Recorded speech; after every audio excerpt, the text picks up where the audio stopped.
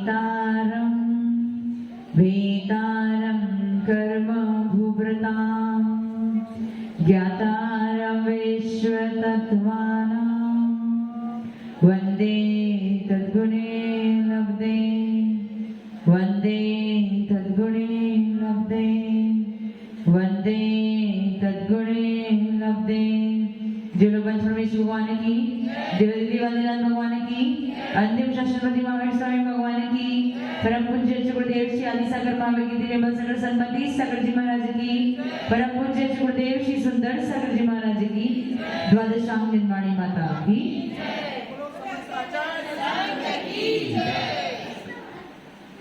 गति, जाति, शरीर, अंगोपांग, निर्माण, बंधन, संगात, संस्थान, सहनन, स्पर्श, रस, गंध, वर्ण, अनुपूर्वी, अग्लघु, उपघात, परघात, आतप, उद्योत, उच्छ्वास, व्यावृत्ति, प्रत्येक शरीर, त्रस, सुभग, सुख, सूक्ष्म पर्याप्ति, स्थिर आदि। स्थिर कल हो गया था, स्थिर और अस्थिर के बारे में कल बता दिया था। अब क्या आ गया? आदि।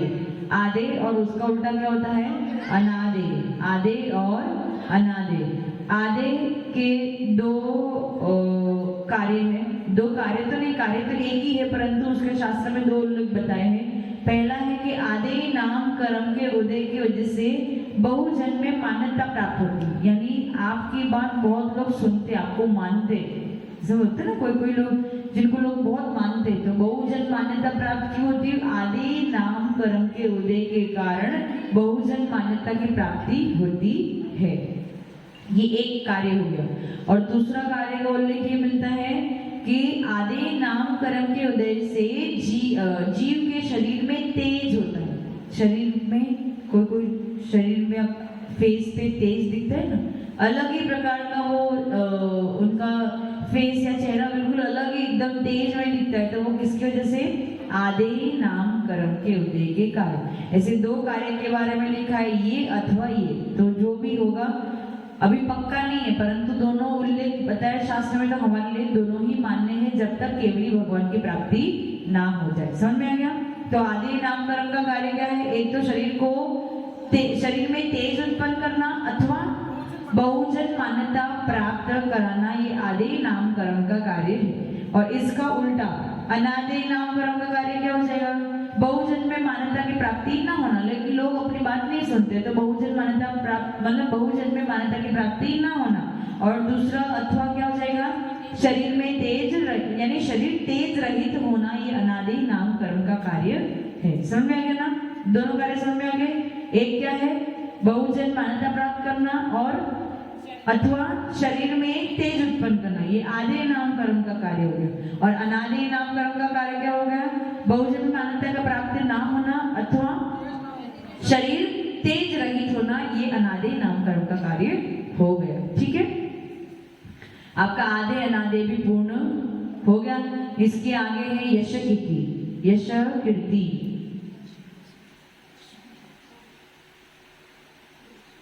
यश कीर्ति, यश कीर्ति और उसका उल्टा हो जाएगा अयश कीर्ति।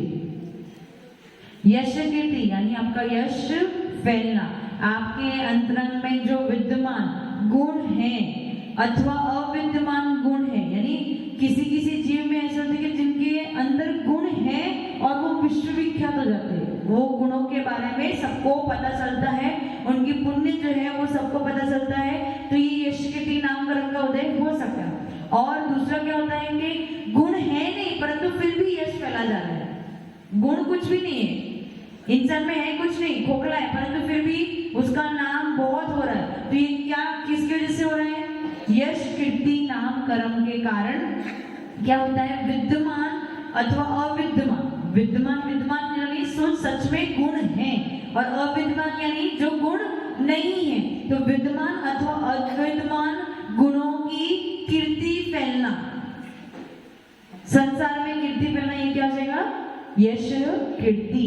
ये यश कीर्ति नाम कर्म हो जाएगा। और अयश कीर्ति यानी विद्यमान अथवा अविद्यमान अवगुण, आपके अंतरंग में कोई अवगुण है और वो सबको पता चल रहा है, तो ये किसकी वजह से हो रहा है? मतलब सबके धीरे धीरे धीरे धीरे बात फैलती जा रही है, पूरी दुनिया में पता चल रहा है इसने ऐसा किया वैसा किया, ये वो ये। तो ये अयश कीर्ति नाम कर्म के उदय के कारण, तो उसमें भी विद्यमान अवगुण अवगुण यानी दुर्गुण, जो गुण अच्छे नहीं है, मतलब आप में जो विकार भाव आदि है वो दुर्गुण। क्या बोला मैंने? अयश कीर्ति नामकरण के उदय के कारण विद्यमान अथवा अविद्यमान, ऐसा भी हो सकता है कि आपने कोई गलती करी नहीं है परंतु फिर भी पूरी दुनिया में ऐसा फैलाया जा रहा है कि आप ही गलत हो। तो ये किसकी वजह से? अयश कीर्ति के कारण ऐसा होता है। तो यश कीर्ति में क्या हो जाएगा? विद्यमान अथवा अविद्यमान गुणों की कीर्ति दुनिया में फैलना, ये यश कीर्ति हो गया। और अयश कीर्ति में विद्यमान अथवा अविद्यमान अवगुण का फैलना, ये अयश कीर्ति हो गया। समझ में आ गया? समझ में आ गया ना? तो ये यश कीर्ति और अयश कीर्ति। और अंतिम क्या है? हाँ, तीर्थंकर प्रकृति। जितनी प्रकृतियां हैं अपने पास 148 प्रकृति, कितनी प्रकृति है? 148। इन 148 प्रकृतियों में से सबसे ज्यादा पुण्यवान प्रकृति यदि कोई है तो वो है तीर्थंकर प्रकृति। इससे बड़ा पुण्य और कोई भी नहीं है इस दुनिया में। परंतु सब लोग तीर्थंकर प्रकृति को बांधे ऐसा जरूरी नहीं है। लोग मोक्ष जाते हैं, केवली भगवान भी मोक्ष जाते हैं, लेकिन कुछ ही ऐसे होते हैं जो तीर्थंकर बन के इतना पुण्य को भोग के उसके बाद मोक्ष जाते हैं। बाकी जो मोक्ष जाते हैं वो सामान्य तरीके से मोक्ष जाते हैं। सुन, तो ये पुण्य किसका है? उस तीर्थंकर प्रकृति का पुण्य है जो किसी व्यक्ति को, वो भी मोक्ष जा रहा है, सामान्य केवली भी मोक्ष जा रहे हैं, लेकिन बहुत विश्व, मतलब उनकी ख्याति पूरे विश्व में फैलती है जो तीर्थंकर होते। और सामान्य केवली की जरूरत नहीं कि पूरे विश्व में ख्याति फैले। किसकी वजह से? इस तीर्थंकर प्रकृति के वजह से। तो 148 प्रकृतियों में सबसे पुण्यशाली प्रकृति कौन सी है? तीर्थंकर प्रकृति। और ये तीर्थंकर प्रकृति को बांधने के लिए आपको क्या करना पड़ेगा? 16 कारण भावना भाने पड़ेंगे। दर्शन षोडश कारण होते हैं ना। पूजा करी हो ना राजू जी आपने, अपन ने कब करी थी पूजा? अष्टमी में करी थी, वो भी उनको याद नहीं है। 10 दिन यहाँ बैठे थे परंतु ये ध्यान नहीं था कि किसकी पूजा कर रहे हैं। 10 लक्षण की पूजा करी थी, पंचमेरुओं की पूजा करी थी, 16 कारण भावनाओं की पूजा करी थी। तो ये 16 कारण भावना की पूजा इसीलिए करी थी ताकि आगे जाके हम भी 16 कारण भावनाओं को भाए, ताकि हमें भी तीर्थंकर प्रकृति का बंध हो सके। समझ में आ रहा है?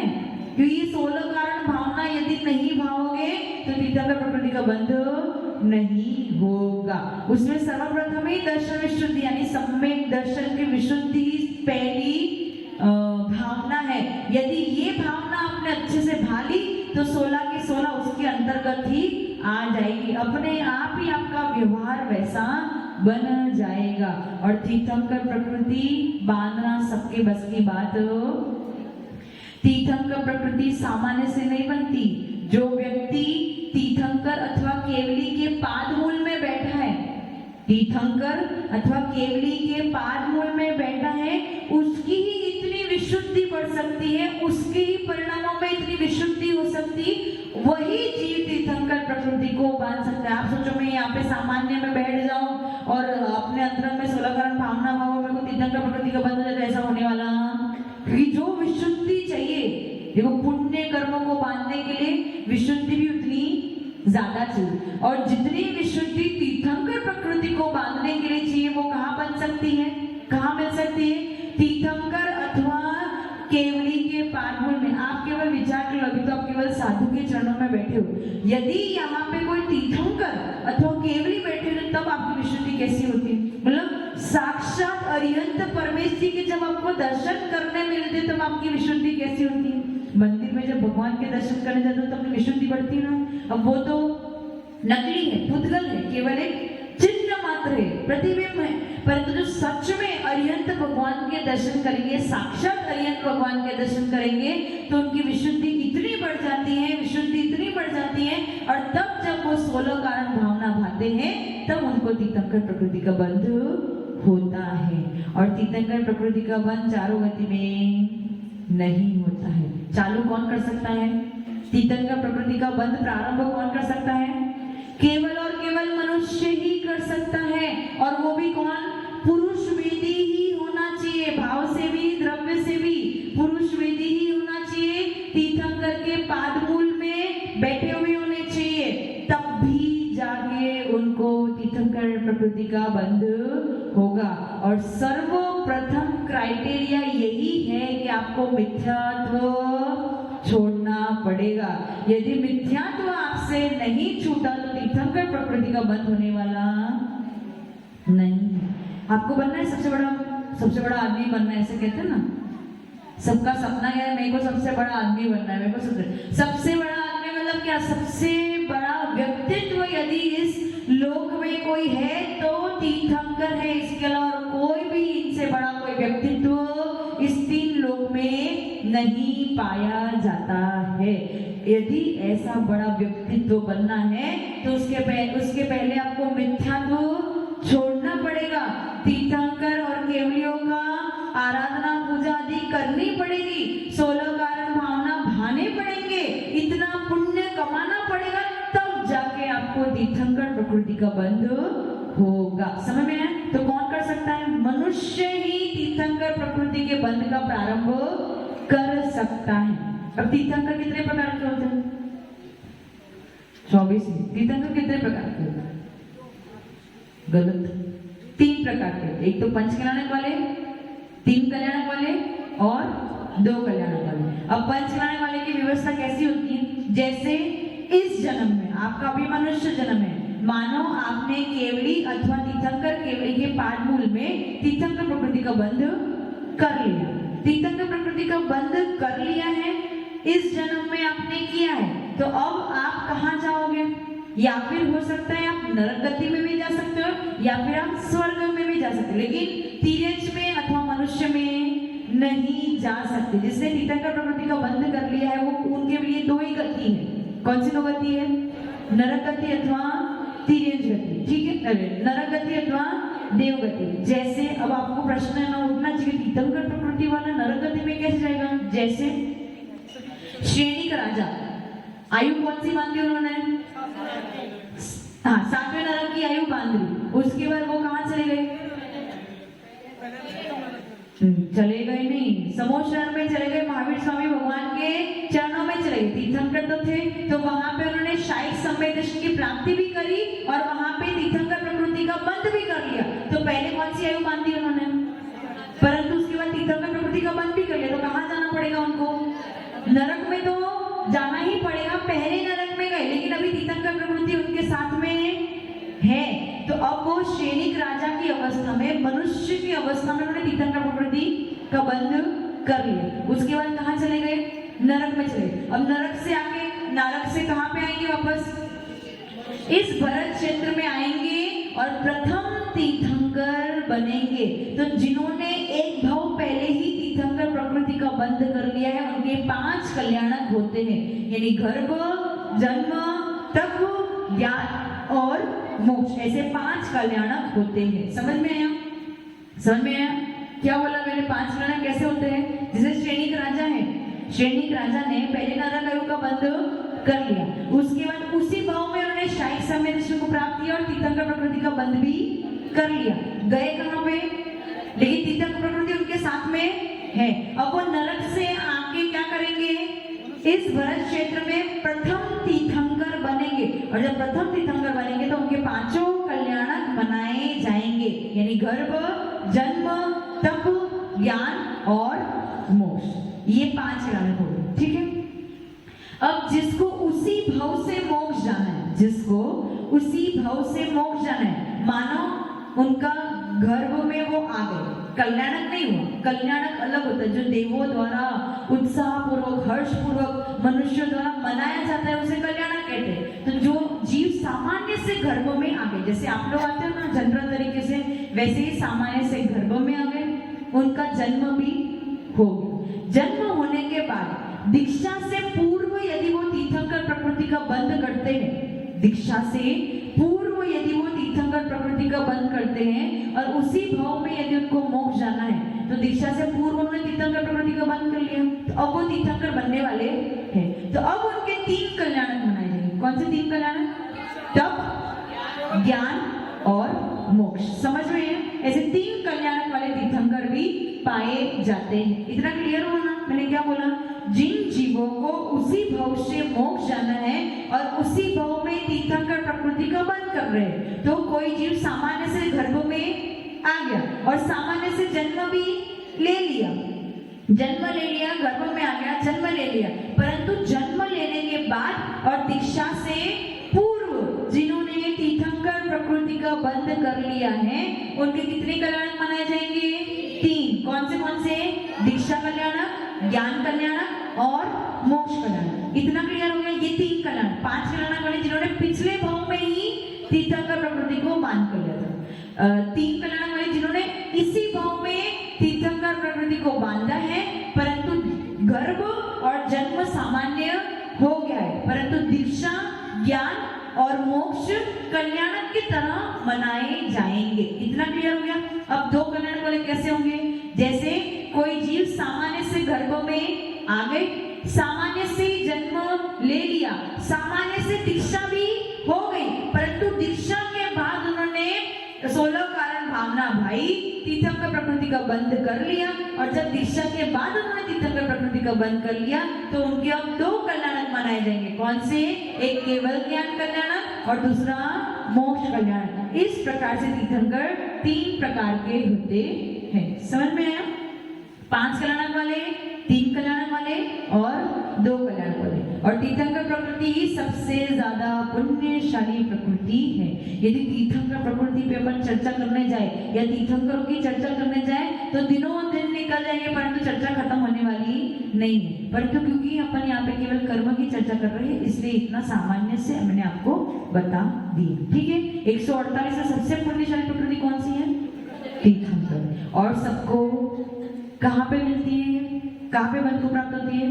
तीर्थंकर अथवा केवली के पादमूल में ही तीर्थंकर प्रकृति का बंध होता है। जिन्होंने तीर्थंकर प्रकृति का बंध कर लिया वो कहाँ जा सकते हैं? नरक अथवा देव में जा सकते, तिर्यक अथवा मनुष्य में नहीं जा सकते। जिन्होंने पहले भाव में ही तीर्थंकर प्रकृति का बंध कर लिया उनके कितने कल्याणक माने जाएंगे? 5। जिनका गर्भ और जन्म सामान्य हो गया है उसके बाद तीर्थंकर प्रकृति का बंध करते हैं तो उनके कितने कल्याणक होंगे? 3। और जिनका गर्भ, जन्म और दीक्षा सामान्य हो गई है और फिर तीर्थंकर प्रकृति का बंध करते हैं तो उनके कितने कल्याणक मनाए जाएंगे? 2। क्लियर है? और कोई प्रश्न है इसमें? हाँ पूछो।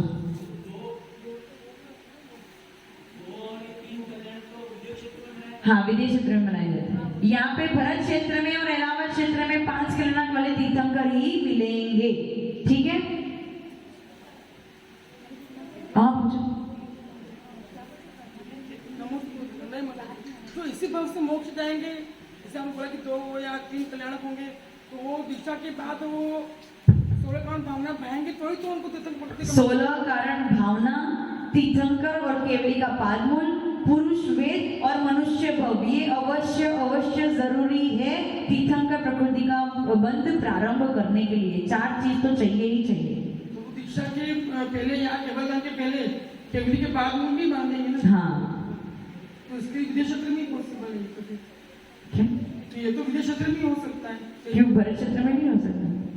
केवली के पादमूल इस काल में नहीं हो सकता, लेकिन जब वापस आएंगे तो हो सकता है ना? चौथे काल में होता है, चतुर्थ काल में तो हो सकता है ना? समझेंगे? 2-3 कल्याण तो विदेश क्षेत्र में होते ही नहीं, विदेश क्षेत्र में होते हैं। हाँ, 2-3 कल्याणक वाले जो है वो विदेश क्षेत्र में होते हैं, भरत क्षेत्र में नहीं होते। लेकिन भरत क्षेत्र में भी यदि किसी को तीर्थंकर प्रकृति का बंध करना है तो भी उनको तीर्थंकर और केवली का पादमूल तो चाहिए ही चाहिए। आगामी बनेंगे। और कोई प्रश्न? टाइम हो गया।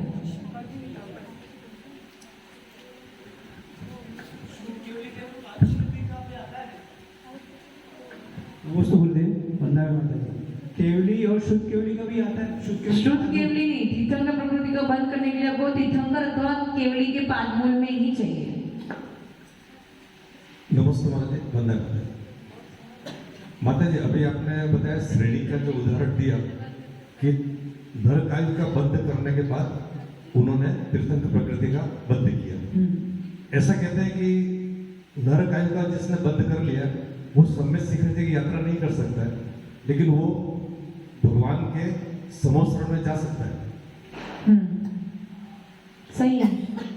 वो लेकिन वो सम्यक शिखर की यात्रा नहीं कर सकता। नहीं कर सकते, आहार दान नहीं दे सकते। जिसका एक बार नरक योगा बंद हो गया है, उनकी आहार दान की वो भावना नहीं बनती है या संयम लेने के भाव नहीं बनते, ऐसा हो सकता है। और जिसका अच्छा होने वाला है वो समोसा में पहुंच जाएगा, जिस श्रेणी का राजा है वो समोसा में पहुंच गए। तो अपने पास उदाहरण है ना, तो नहीं तो सम्यक शिखर की यात्रा नहीं कर सकता है, ऐसे उदाहरण मिला है ना, लेकिन समोसरण में जा सकता है। कोई बात नहीं, समेत शिखर की यात्रा का उदाहरण मिला है ना। कौन से वो, मेरे को वो एग्जाम्पल याद नहीं है, परंतु पढ़ा है क्या बोलते, प्रथमानुयोग में इसका उल्लेख आता है कि उन्होंने रावण का नरकायु का बंद कर लिया था और उसके बाद समय शिखर की यात्रा करने की कोशिश करी तो वो नहीं हो पाई थी। आहार दान देने की कोशिश, जैसे कृष्ण का भी ऐसा है ना, नरकायु का बंद कर लिया था परंतु आहार दान दे नहीं पाए थे, लेकिन उन्होंने अनुमोदना की थी कि वो मेडिसिन मतलब औषधि के लड्डू बना के सबको दिए थे कि जिन जो साधु को आहार देंगे तो वो दे देंगे। बस इसी भावना की वजह से हमको तीर्थंकर प्रकृति का बंध हो गया था। किसको? कृष्ण को, जो भी नरक में बैठे, आगे जाके 16वें तीर्थंकर बनने वाले निर्मल नाथ। समझ में? ये कोई व्यवस्था किसी के द्वारा बनाई गई नहीं है, प्राकृतिक व्यवस्था है। समय शिखर की यात्रा नहीं कर सकते तो नहीं कर सकते, वो आहार दान नहीं दे सकते तो नहीं दे सकते, लेकिन समोषण में जा सकते तो जा सकते। ये प्राकृतिक व्यवस्था है, किसी ने बनाई हुई नहीं है, कोई मनुष्य के द्वारा निर्मित नहीं है कि ऐसे जीव समय शिखर की यात्रा तो नहीं कर सकते परंतु समोषण में जा सकते। ऐसा कोई व्यवस्था मनुष्य के द्वारा निर्मित नहीं है, ये अपने आप स्वाभाविक व्यवस्था है कि इसके साथ ऐसा ही होता है। जब कोई नरक आयु वाला जीव तीर्थंकर प्रकृति का बंध कर सकता है परंतु समय शिखर नहीं जा सकता, मतलब कितनी विपरीत बात है, परंतु व्यवस्था ऐसी ही है। तो इस पे अपन को प्रश्न चिन्ह नहीं उठा सकते। समझ में आया? और कोई प्रश्न समझ में आया ना मैं क्या कहना चाह रही हूँ? जिसे नरक आयु का बंद कर लिया श्रेणिक राजा ने, जिसने नरक आयु का बंद कर लिया उसकी विशुद्धि इतनी बढ़ गई कि उसने तीर्थंकर प्रकृति का बंद कर लिया। बड़ा अचंभव की बात नहीं है। अपन कहते ना, जिसने एक बार नरक आयु का बंद कर लिया उसके परिणाम तो भी खराब होना प्रारंभ हो ही जाएंगे। अपने आप उसके जीवन में क्लेश, संकेश, कषाय, क्रोध, मान, माया, लोभ चालू हो जाएगा। अपने आप उसके जीवन में वो दिखना प्रारंभ हो जाता है। परंतु श्रेणिक राजा जिसने पहले नरक आयु का बंद कर लिया, वही समोषण में जाके इतनी विशुद्धि बढ़ाता है, इतना पुण्य बढ़ाता है कि तीर्थंकर प्रकृति का बंद कर लेता है। ये भी बहुत बड़ा अचंभा है, लेकिन ऐसा होता है क्योंकि ये स्वाभाविक है। इसमें अपने पास अपन को इसमें प्रश्न नहीं उठा सकते हैं। समझ में? और कोई प्रश्न? कितने समय के बाद तीर्थंकर बनते हैं तो टाइम तो बहुत लगता है, तो इससे जीव पुण्य कमा सकते हैं। क्या पूछे आप? समझ में ही नहीं आया अच्छे ढंग से। दोनों तीर्थंकरों के समय में पाद्म में रहने वाले तो जीव बहुत होते हैं, पर कौन ऐसा पुण्यशाली होगा जो अगले भाव में तो यही तो भावों का खेल है। अपने भावों की विशुद्धि बढ़ाओ, सारी कषायों को कम करो, भावों की विशुद्धि बढ़ाओ, अपने परिणामों को शुद्ध करो, पवित्र करो, तब जाके तीर्थंकर। आपके मन में वो भक्ति उमड़नी चाहिए जब तीर्थंकर। क्यों बोला तीर्थंकर और केवली के पादमूल में? कि जो भक्ति साक्षात अरिहंत भगवान के चरणों में, सिद्ध के लिए हमारी इतनी भक्ति नहीं बढ़ सकती, सिद्ध को हम देख ही नहीं सकते। जिनको हम साक्षात देखो, एक यहाँ बैठे बैठे किसी को याद करना और एक साक्षात दर्शन करना, उसमें बहुत मेल है। तो जब साक्षात तीर्थंकर और केवली हमारे सामने बैठे हैं, कुछ कर नहीं सकते, उनके पास में जा नहीं सकते, लेकिन बैठे बैठे जो हमारे अंदर में जो भक्ति उनके प्रति उमड़ेगी और जो विशुद्धि बढ़ेगी, उसके माध्यम से तीर्थंकर प्रकृति का बंध हो जाएगा। जल्दी हो गया? चलो।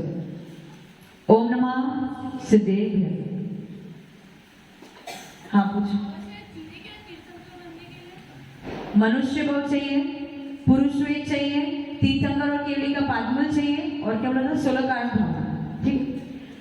ओम ह्रीं वाग्वादिनी द्वादशांगिनी हंसे गाविनी वीणावादिनी शुद्ध तन का सार बताए सरस्वती प्यो